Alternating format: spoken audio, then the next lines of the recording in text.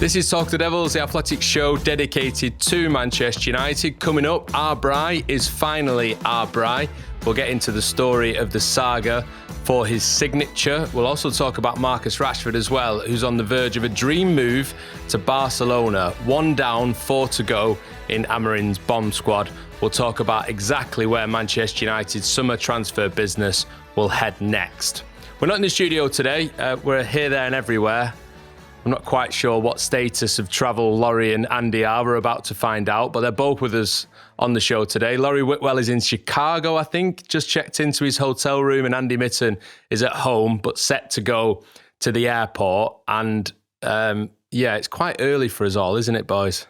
Well, it's 1 a.m. in Chicago for me, guys. So I landed a few hours ago. I can't quite remember exactly when, but I've had a couple of hours sleep and I've woken up to see your beautiful faces and to speak to the listeners and hopefully update everybody with what's been going on, all things United.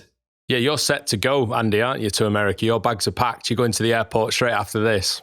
I am nearly packed. I'm going to New York and I'm going to see Laurie in New York probably on Friday. Sorry, I'm thrilled about that. So yeah, I worked out before it was my 35th pre-season tour with Manchester United. Wow. And I don't know if that's a good or bad thing. I'm only 38 years old, so that is a lot, yeah. I'm 36, that's the worry. You're counting post-season tours then. To be honest, what a podcast we've got in store today, what a show we've got in store today. Andrew has summed it up where he said on email, you've got your work cut out this week, lads. How are you going to cover all this in an hour? Go. Well, we're going to try and do it in less than an hour. So let's get on with it. Another man who's got his bags packed is Bryan Mbeumo. He is finally, Laurie, a Manchester United player. How on earth did they finally get it over the line? Just pay a bit more money? Well, I mean, that certainly was part of it. Although, they will insist that they didn't pay ultimately what Brentford were demanding. So that's kind of one of the headline aspects of this story. I think that actually in writing, the ultimate demand from Brentford was 70 million plus 7 million in add-ons. Now that's sort of multiply sourced. And so it's a verified figure that Brentford were after. And now there definitely is some dispute over exactly what they're after at different points in the process. And it's been quite an agitated sort of transfer talk. I think we can accept and we can get into that in a little bit of time as well. But yeah, he's finally through the door. He's on the plane. He's landed in Chicago. He is here.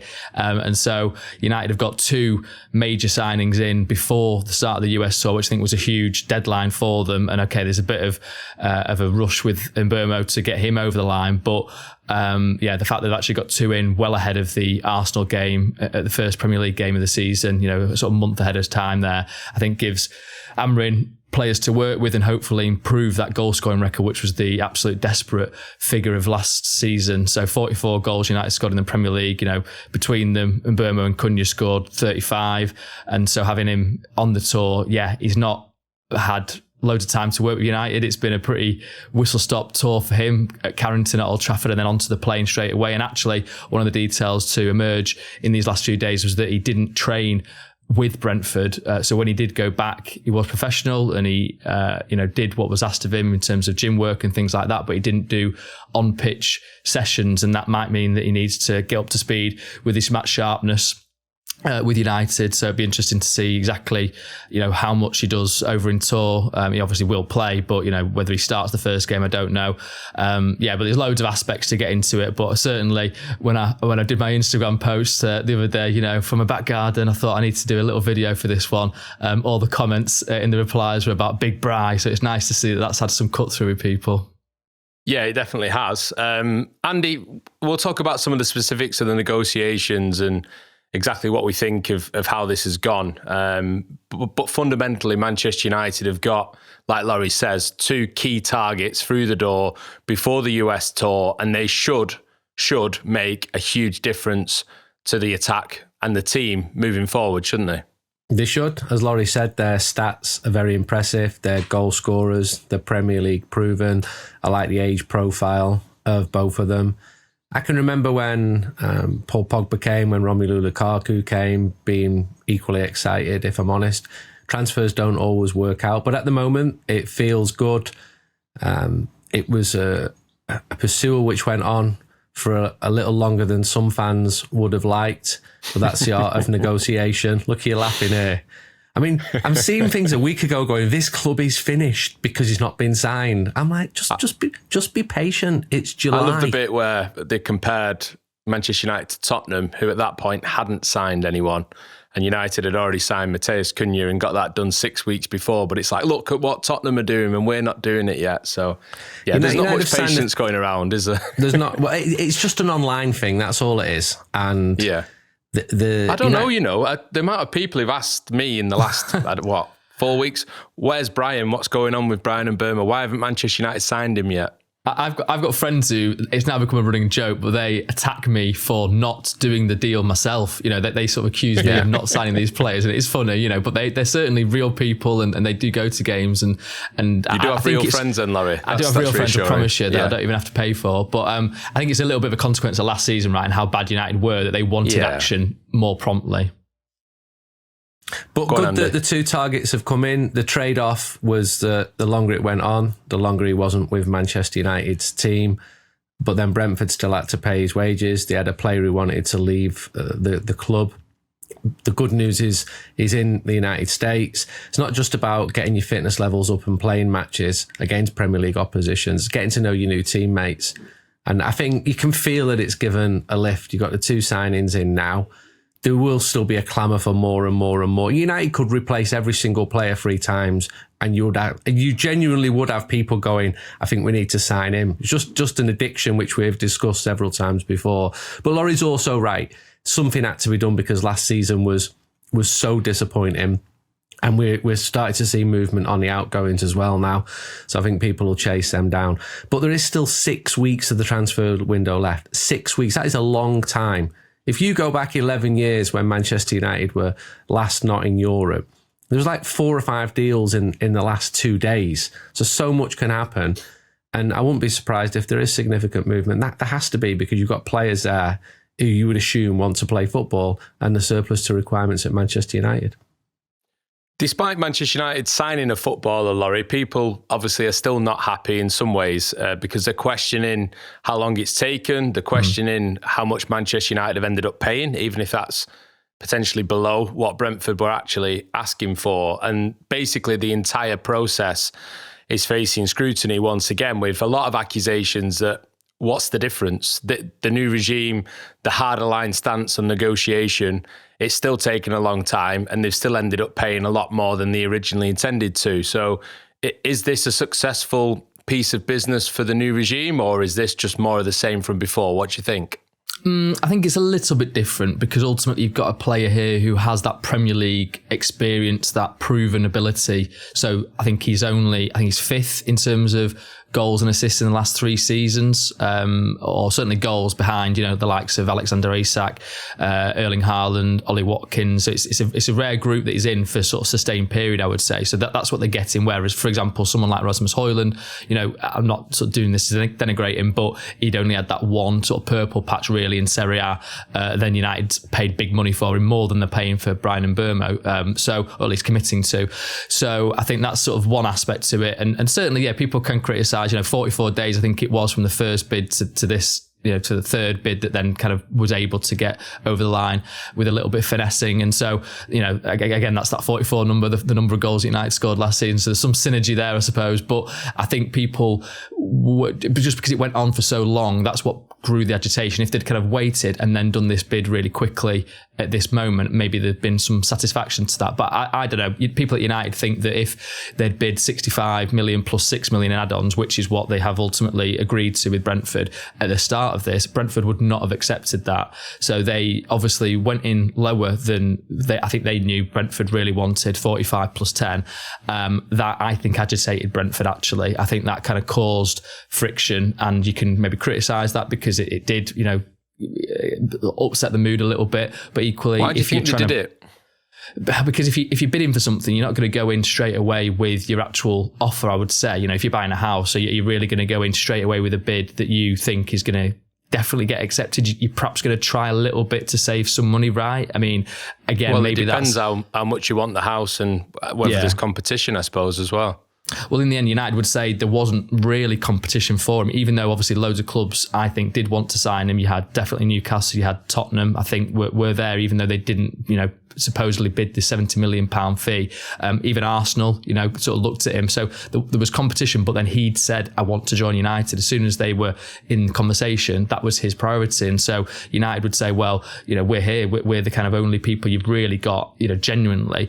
And now I think also there's some accusations that Brentford tried to sort of, should we say, persuade Mbeumo to go to Newcastle or Tottenham, because they'd already at that point intimated they would bid higher than United. So you've got loads of different voices in this, and certainly it's not been a smooth ride. Certainly you've got different versions coming out from Brentford, from United, and the second bit, I think they thought that might do it, and that's when I think you got those kind of stories about it being close and potentially even a medical. I think there was some hope, some optimism that would get accepted, but then at that point Brentford said no, and that's when I think United felt that they were seeing the goalpost being moved. Now, is that actually being moved, or is that them being told the wrong figure, by whoever they might have been speaking to? So I think it's a fascinating story, and I'm sure more will come out in time because, it's happened, right? It's all been agreed, but I think there's certainly some bruised egos maybe on either side. Ultimately, United have got their player and they will be satisfied at that. Yeah, that's the most important aspect, isn't it, really, after all of this? Dyson, on the YouTube comments on the last show, reflected on this, really. Said if United sign a player for over the odds, they get the nothing's changed claims. If they don't sign a player, everyone will be screaming incompetence. It's the same if they let outgoing players go on the cheap or not go at all. I guess we bide our time and wait for the window to close. There's still time for things to resolve themselves or for silly season to go into full effect. I mean, we'll talk about some of the outgoings a little bit later on in terms of, the other players, including Marcus Rashford, who Manchester United are trying to move on. But Andy, fundamentally, they wanted him in before, like we said, before the US tour. He's in there now. Do you need to reflect too much on how this has all gone, or can we move forward and just get excited about seeing him in the shirt that he wore growing up? Because the quotes that Bryan Mbeumo has given since joining Manchester United have been hugely encouraging. Joining the club of his dreams, like Laurie says, he's turned down other teams to be here. This is exactly what we need, isn't it? This is a legacy of the club's greatness. You've still got a generation of kids who remember great teams, who remember going back to their childhood and being Manchester United supporters. There's some completely random ones as well. I remember speaking to Etienne Capoue at Tottenham and Villarreal, telling me what a big Man United fan he was. You still get that. You're not going to get that in 20 years if you don't win anything at all, although the club is still huge. The bottom line is we should move on and we should think about the enjoyment he can hopefully bring. The reason people over-focused on it was because there's no football, and we call it the silly season. He always wanted to come to Manchester United. That was a fundamental. This wasn't Frankie de Jong. This wasn't agreement between the clubs. This was a player who absolutely wanted to join United, who felt that Brentford were trying to whip up an auction situation. There's nothing wrong with that. That this happens in football all of the time. But to the critics, what would you have done differently?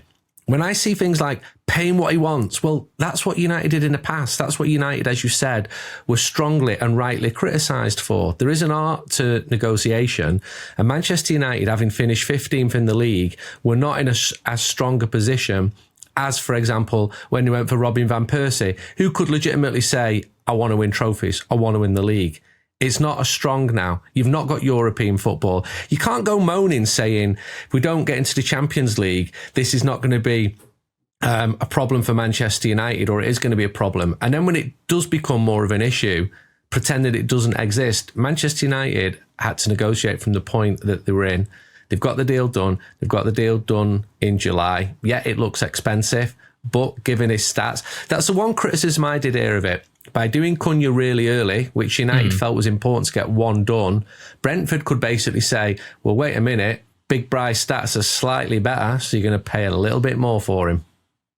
Yeah, and ultimately that's proved true, hasn't it? But the stats are impressive when you look at not just the goals and assists, Laurie, but a little bit deeper. Statman Dave, actually. Hello, Dave. I know you're a listener, so we appreciate your support. He's put some brilliant stuff out on X over the last couple of days about Mbeumo. Scored the opening goal 9 times in the Premier League last season, boy, do Manchester United need a bit of that. That was more than any other player in the English top flight. But he also compared some key metrics to the Manchester United squad last season. So Mbeumo compared to any player in the Manchester United team in the Premier League in 24-25, more attempted take-ons, more successful take-ons, more carries into the box, more goal-creating actions, more shots on target, more fouls won, more crosses, more goal involvements, more non-penalty goals, more expected goals, more assists. More. Laurie, more. Bryan Mbeumo. Does that work? Sure. No? Sorry. Ish. Okay. You You've can done tell it it's... You can tell it's late. I'm sort of, half in a dream state still. I think... Because we've signed that's- Bryan Mbeumo. I'm absolutely buzzing about, the fact that the big B has come. And I think they're the kind of stats that United have been sort of surveying really and poring over. And a crucial juncture of this is the fact that you had a kind of face-to-face summit in Iceland where Sir Jim Ratcliffe goes, quite frequently, travels a lot, and that's somewhere where he goes and he likes to fly fish. Let's not have any other sort of words to describe. He does, his leisure time, he kind of likes to go over there and do some fishing. He invests in the region as well. Caught a big one, hasn't he? Well, there we go. I knew you'd find some way of bringing it all back. I mean, they are still fishing in the market as well in other ways. But so Jason Wilcox and Omar Barada, the director of football and chief executive, went over there to have these kind of face-to-face talks before the Leeds game. So they kind of came in on the Saturday then for the Leeds game in Stockholm, flew in. And I think that, okay, you might look at it and go, they're off on getting the rods out and having a bit of a jolly. But I think actually really it genuinely was, a kind of a meeting where they could go through the finer details. And that was the kind of catalyst then for them going and making these bids to Brentford that they thought were going to get over the line to the final third bid. Okay, then it got some finesse in and it was then an extra 1 million in add-ons, which are triggered by team and individual performances. That's when it all kind of, had some momentum behind it. And I think they're the kind of stats that, you read out earlier that they were kind of going through to kind of figure out, okay, is it really worth us pushing this to a higher degree? And I think, ultimately they decided that it was. And people have also said he only had 1 year left, in all this, in terms of paying too much. And I think they have paid at the top end, right? They have. It has to be accepted. Yeah. Maybe even overpaid, that you might argue, given the contract situation. But Brentford did have the +1 option. So it is really having a player with 2 years left on his deal, because Brentford would have just triggered it. There's no two ways about it. But this was probably the last summer that Brentford could get, real maximum value for him. So that it does come into it, the contract situation. So, but I personally think that people they'll forget about the fee if he just performs. It's as simple as that. The issue that United have had where the fee has become a kind of stick to beat a player with is because they haven't performed. So Anthony, for example, 85 million pounds. What were United paying for? And so if though they end up, propelling United into the Champions League, it kind of becomes a little bit forgotten, I would say. I mean, they're still 2 of the 10 most expensive transfers United have committed to in their history. So it's a significant amount of money, and that's why sales, are then the focus. But I do think that in this aspect, and this is another key point, Premier League proven is what they've gone for. And Sir Jim Ratcliffe, Jason Wilcox, Omar Barada all agreed that was something that they needed to target this summer. Yeah, he's part of the 32-man squad who've travelled over to America, Andy. Harry Maguire, we know now, will be joining up a little bit later. He's missed the initial travelling party for personal reasons, but he will be part of the US tour, so that's good news.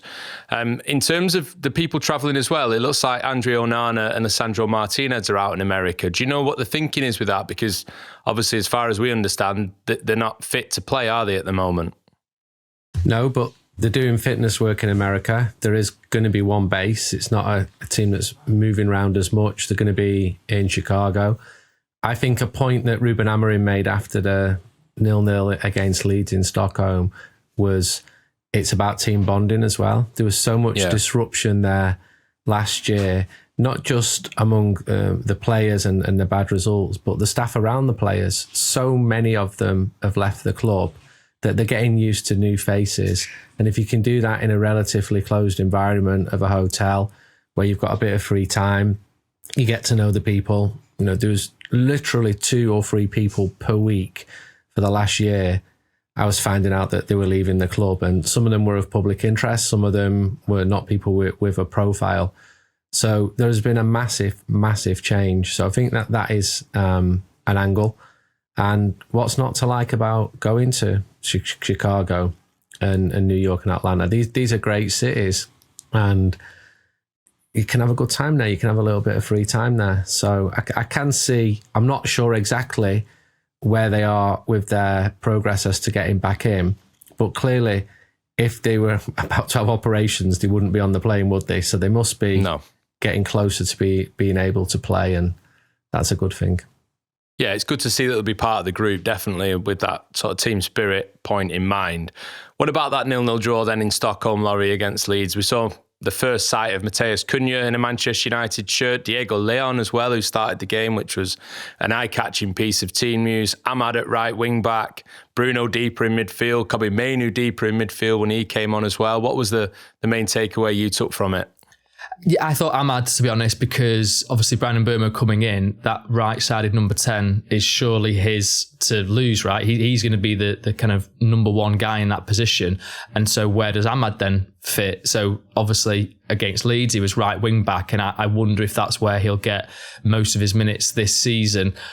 He did obviously play there last season, but I still think his best moments came when he was in a sort of higher advanced position. I know, for example, the Southampton game, I think I'm right in remembering it this way, that he started that game as right wing back. I saw some comments that he played there and scored his hat-trick from there, but it was actually when he shifted further up that he got his goals, I thought, and Anthony came on, but I could be wrong. But in the game, obviously, he then did swap with Toby Collier, so that was kind of interesting that Toby Collier had started as the more advanced number 10 and Bruno Fernandes was deeper. So I think that's again an indication as to where Bruno Fernandes will play. So you've got these two players coming in, and two of United's best players last season, certainly most creative players, are going to shift their positions, I would say. So that's something to be worked through. That's not just an easy fix where, you wave a magic wand, you put them all there on the pitch and they'll figure it out. I mean, I know I've been told before by, very esteemed footballers that, put good players on a pitch and they can figure out how to play together. But I think in this system particularly, you do need some,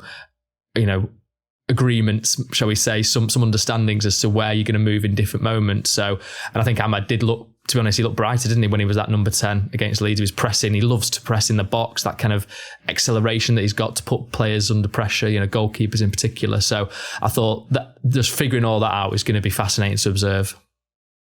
Andy? I thought it was slightly underwhelming. You get a huge crowd. The vast majority were Manchester United supporters, 45,000. They don't see any goals, and there's no guarantees that you're going to see goals, but it doesn't add to the entertainment. Leeds are obviously big in Scandinavia, but were dwarfed by the support for Manchester United. I'm watching the game thinking I've seen this before. I saw it last season a lot, but you've got to cut a lot of slack. I remember how terrible the first game was last year in Trondheim against Rosenborg. And also I think 24 players were used. I liked what I saw of Cunha. He was coming in on a shot just before half time, but Obi took the shot himself, and little moments like that can win games. In when the competitive stuff starts. It's good to see Luke Shaw back playing again. It's good to see the team come through without any injuries. Thought Tom Heaton did well to keep Ramazani out in the second half. You've seen little moments, a pinpoint pass from Lenny Yoro, nice strong bits from Heaven, the ball from Dorgu, but it was 0-0 against Leeds. I thought Amarin's comments were quite interesting. Lack of pace in the middle and big gaps between the sectors. Although he said that Cunha could be aggressive between the lines. These are the things we've got to need to work on pre-season. And I think it's good that the pre-season games are against Premier League teams. I think this season more than any, United will benefit from that rather than playing a local 11 where they score 9 goals. I think the evidence will be a bit more compelling this year. I'm not saying that pre-season results will be a marker of what's to come, but you should certainly be able to see passages of play, who's looking good. Casemiro looks leaner, and that's just an observation after one game. He might play every single game, he might not play at all, but these are just initial observations, and when we're in America, we're going to be able to pick up a lot more with the free games there.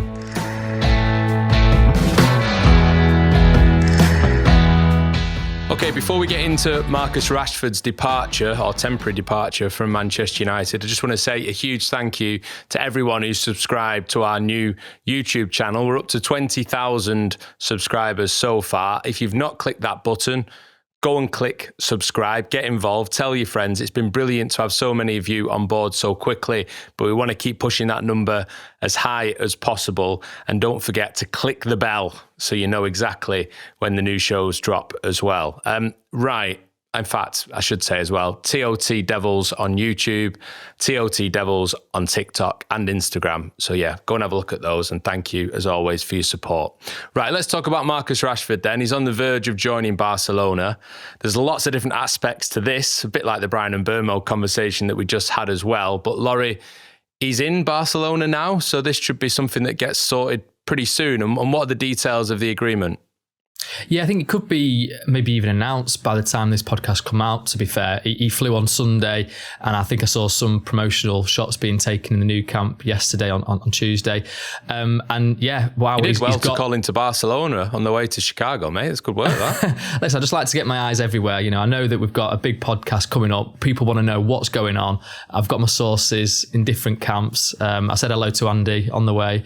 And yeah, I mean, it's a fascinating move that he's managed to be able to pull this off, because I think a lot of people would have, you know, perhaps thought, you know, he's shooting too high here. You know, Barcelona aren't going to end up doing this. They might have sort of expressed some interest, but I think they have looked at his, you know, standing in global football, what he's done for United, what he's done in the Champions League, even that loan spell at Aston Villa, which I think he had to be persuaded into, really.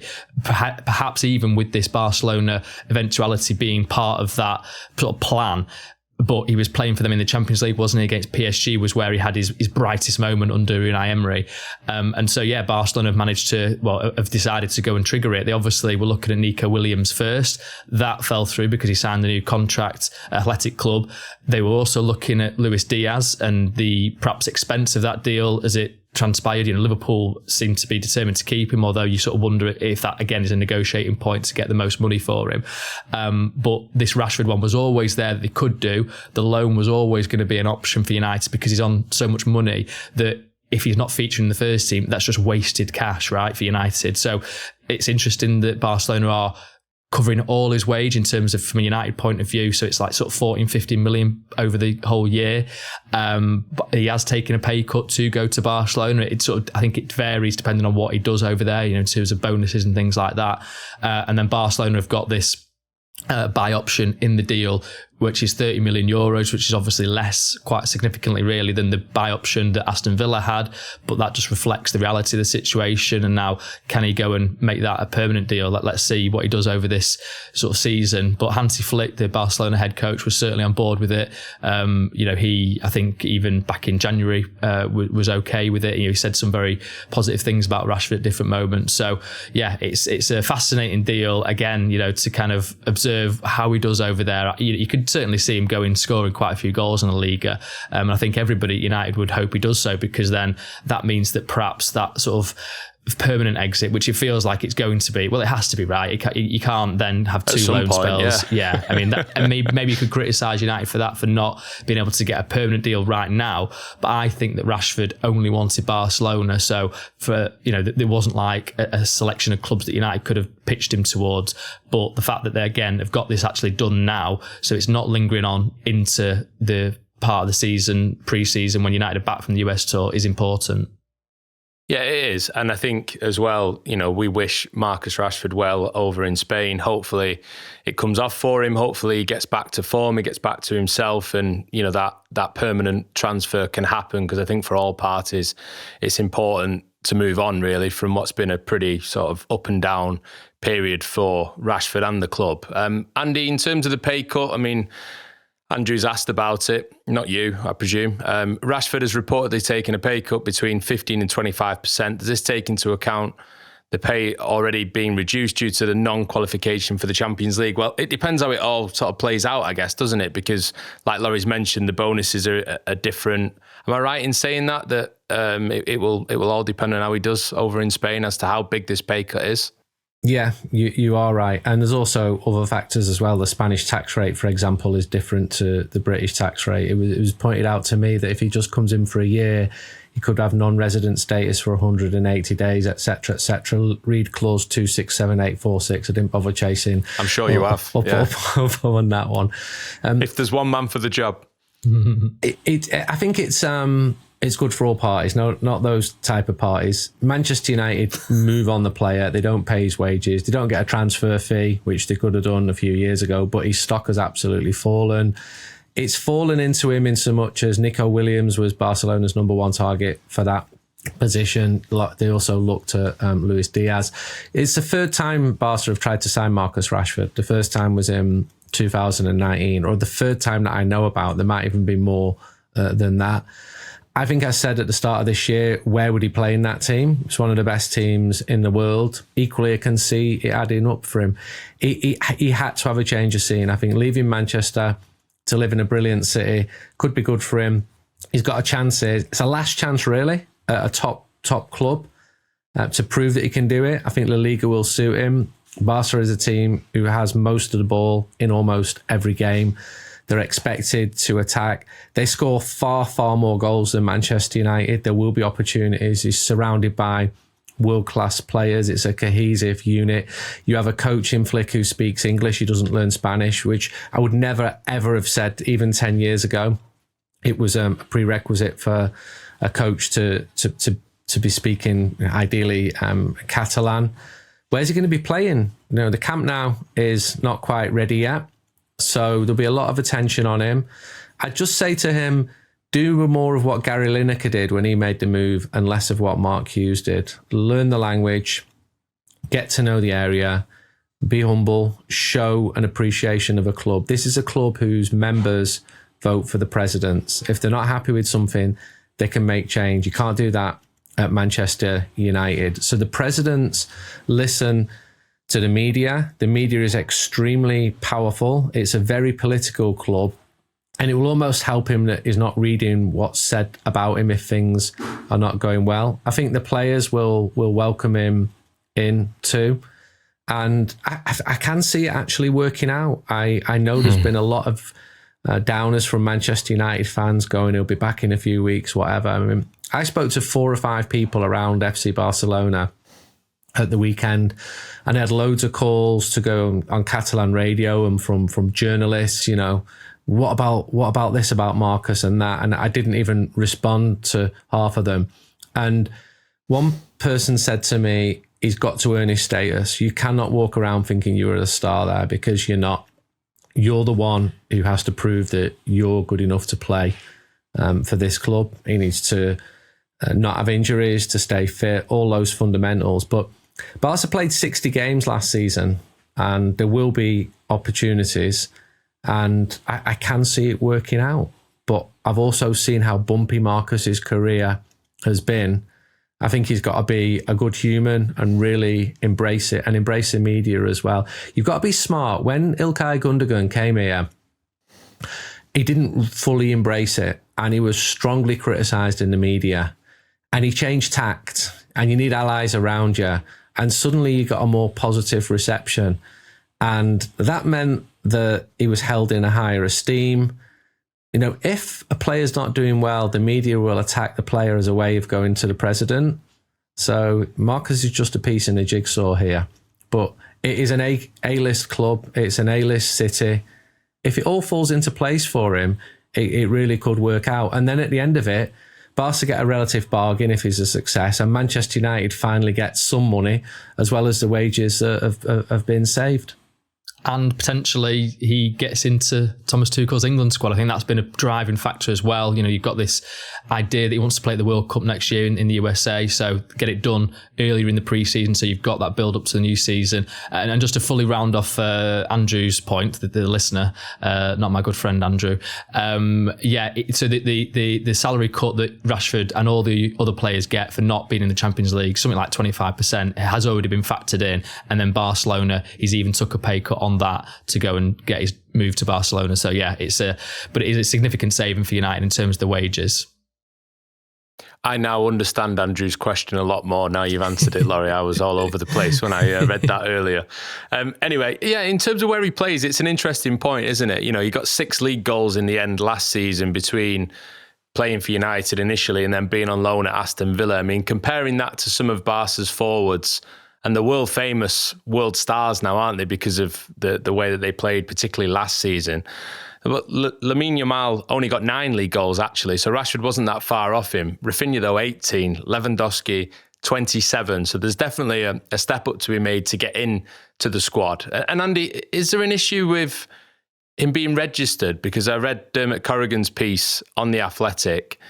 Basically, he was talking about the battle, and it's been a battle, hasn't it, in recent times for Barca to be able to register players. But as they sit here now, actually Rashford might not be able to be registered, and that's partly the reason why the Nico Williams deal didn't happen, because he wanted guarantees that if he wasn't registered, he would be able to leave and go and play football elsewhere. So there's a chance of selling off 25% of the VIP seats at the new stadium to be able to try and fund this year's accounts. I mean, are they not running out of levers at this point, Barcelona, to be able to do all this? They always find another one behind that sofa. It's a familiar story, this, and read Dermot's article for the absolute detail on this.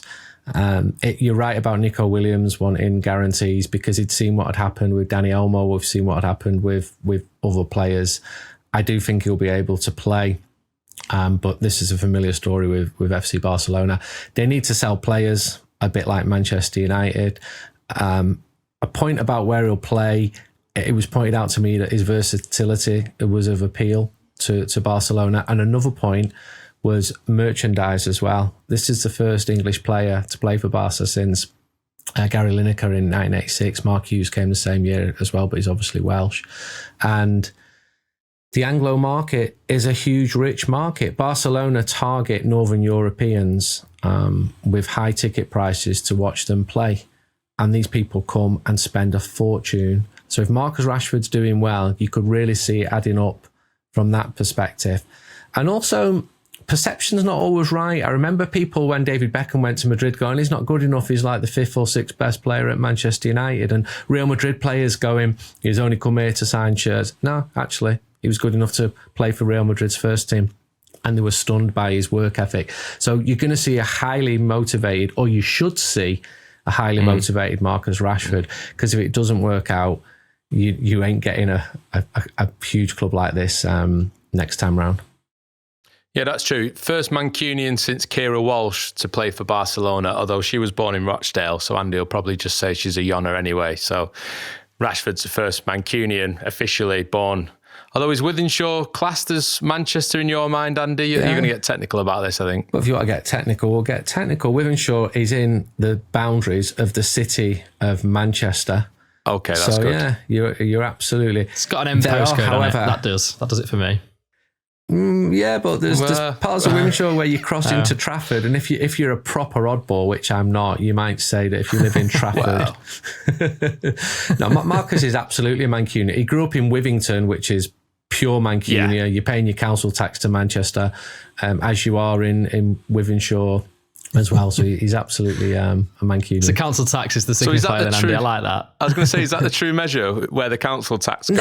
No, it's not, because if you're from Old Trafford, you're clearly a Mancunian if you're from Old Trafford or Stretford, but you're paying your council tax to Trafford Borough Council. If you only count actual city of Manchester, it's relatively small. It's like 500,000 or 600,000 people, whereas Greater Manchester is 2.7 million. It's the second biggest. No, actually, it's nearly 3 million now. Second biggest conurbation in Great Britain, and Manchester, of course, is the second city. Actually, it's the first city. Yeah, stay tuned for more updates on Greater Manchester's total population throughout the new campaign.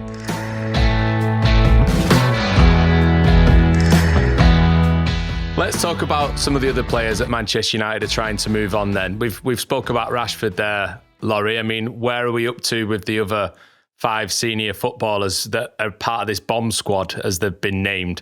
So we're talking about Jadon Sancho, Alejandro Garnacho, Anthony, Tyrell Malacia. We've had lots of questions about this. Johan, the fact that 5 senior players, Rashford, Sancho, Anthony, Garnacho and Malacia, are currently training away from the first team feels unprecedented at this level. Maybe in those numbers, I mean, individual players doing this is nothing new, even at Manchester United in recent years. Even the fact that Jadon Sancho has done this before, actually, for example.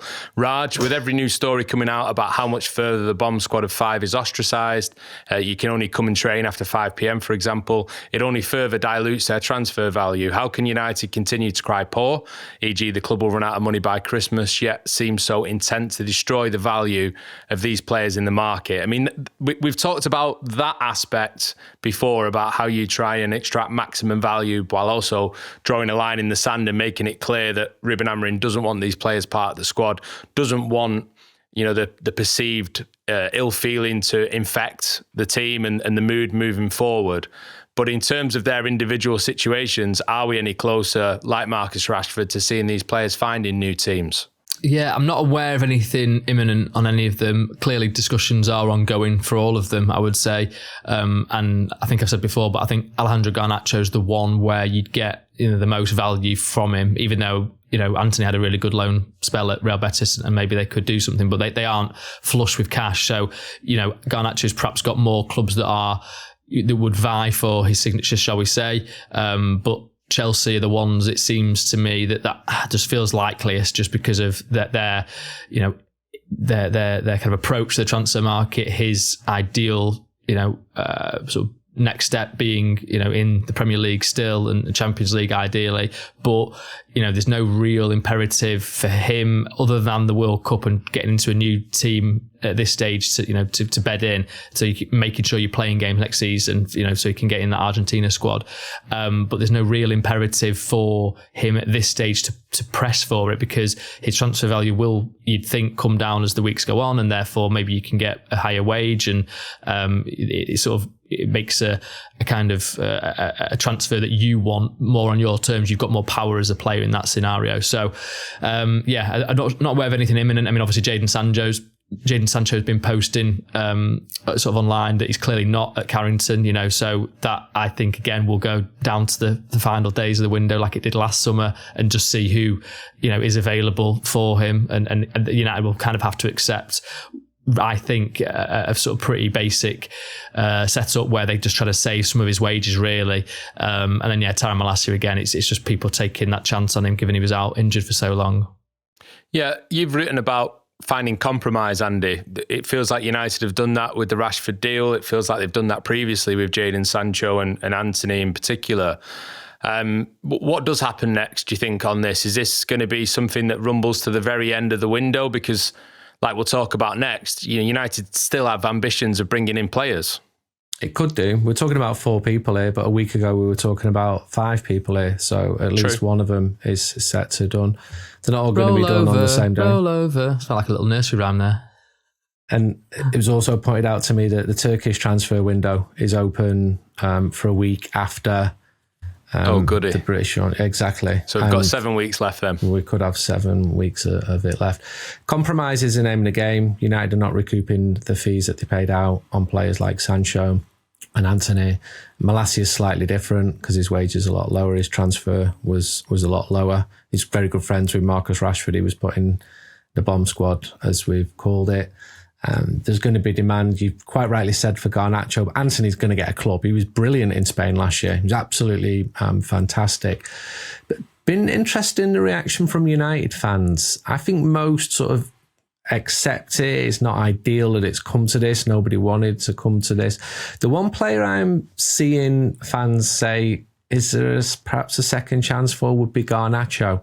His fall seemed quite swift. You know, at the start of this last season, if we would have been talking about Garnacho leaving, I think the reaction would have been very different to the one that we're seeing now. Equally, I think people are like, all power to the manager. This has needed doing for years. He's absolutely got his way of doing it. He doesn't want players coming in who could affect the mood of the first team, who are not going to help the first team. Why should they be practicing set moves when they're not going to feature in the first team? players could turn around and go, why are you even seeing this if they could be joining a rival? So I totally get the reasons for it. None of those players are going to be absolutely delighted with their situation. So none of them are going to bring any positivity. And Ruben Amorim is trying to build a culture. He said that. He's made it completely clear since he came in. So can see the logic for it. Compromise their wages. Marcus Rashford's had to compromise. Manchester United have. But if they can get it done, of course, it's the sooner the better. But if you're a watching club, you know that Man United don't want those players. So why not wait? Your biggest danger is that other watching clubs make their approach. So once again, this is not Manchester United moving players on from a position of strength, but one of relative weaknesses. And most of those players are hindered, which is what they are, by their high wages. So it was said to me that their agents will be speaking to clubs at the moment. And a club might say, we've got 30 million, but if you can get it down to 25, we can meet the wages. We can pay you your agent's fee. It's all about money. Just follow the money. And it was also said to me that there is a lot of clubs who will go that sort of 20, 25, 30 for a player. You go above that and you're starting to go into a territory where very few players can go into. So let's see what happens. There must be a degree of confidence, though, Laurie, that United can work out solutions for all these players, because as has been written in the deal sheet, as you've written in the deal sheet, that they are still active looking at centre forwards in particular, aren't they? Well, I mean, that's kind of why the Garnacho to Chelsea thing feels like it's got some substance, because, you've got players that Chelsea want to offload, and they've obviously come up in conversations, right? So Nicholas Jackson being one of them, Christopher Nkunku, I think earlier in the summer, being another one. So, when you get to that realm of perhaps swapping certain players, and they are difficult doing swap deals, particularly when there's going to be extra cash involved, and, finding it all to, we've just had 44 days of one transfer going one way, let alone, how many days it required to have two transfers simultaneously going opposite directions. But I think that's why you're getting those kind of stories coming out. And yeah, they are still looking at the market and at that striker position. That's the one that they kind of came into this window as the top priority, and they've signed two forward players that have scored a lot of goals in the Premier League, but they still haven't got a new number 9. Now, will they? Definitely, I don't know, but I still think Rasmus Højlund's situation is open. So, whether he ultimately is sold or goes on loan at the end of the summer, and then United would obviously have to get somebody in at that point. So they are surveying the market. We've touched on, Ollie Watkins before now. Who else? It's an extensive list. Obviously, Victor Gyökeres got kind of brought into the equation again, which felt more like a Sporting, CP, Sporting Lisbon move to kind of instigate Arsenal getting over the line on their add-ons for Victor Gyökeres, which it feels like it is now at that point of conclusion. Benjamin Sesko is another one that United have obviously tracked for a long, long time, and he's now not going to Arsenal. So, I think that's a really fascinating one, how that all develops as well, which we can maybe get into on another podcast. But he is somebody that United have looked at for years. But at this point, as far as I'm aware, the cost of that and the fact that he didn't, he didn't sort of go through the Bundesliga last season tearing it up.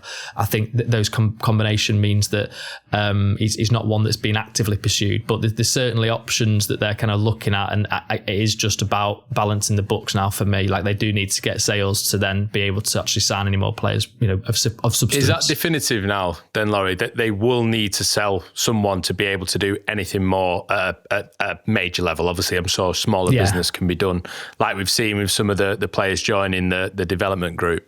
Yeah, that's been the focus now. That's what we're being told. Now, obviously, United have then in different windows previously gone and done something, but I think the credit card facility is there. Yeah. Well, there we go. You get that revolving credit card facility out, and you never know what can happen. But I do generally think they obviously they've pushed it with Mbeumo, in terms of what they can afford. It was more than what they were going to do for Liam Delap. And to Andy's earlier point, that's why they triggered the clause on Cunha, because I think they thought they were going to get Delap as well and trigger that, and it would be a straightforward couple of deals, when actually, oops, we don't get Delap and we have to now negotiate for Mbeumo.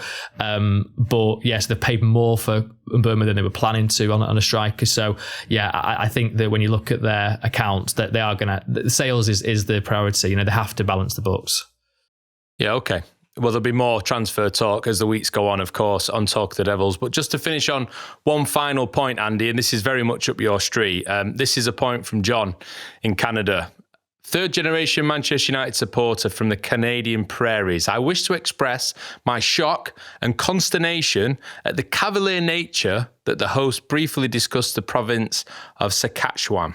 I think I've pronounced that correctly. I might just have insulted John again there. So apologies if so. Saskatchewan. There we go. I might be wrong too. Saskatchewan.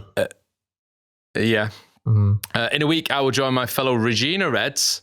Might even be Regina. So, yeah. Sorry, John.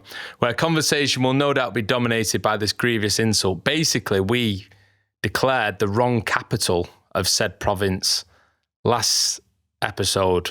So it's actually Regina, who is the capital of that particular province. So, yeah. Who's apologising for that then? Was that you, Andy, me, all of us, collective? Sorry. I don't know who said it was. Who actually said it was the capital? I did. I can't remember the name of the city that we said was. But I am bruised because I love my capitals.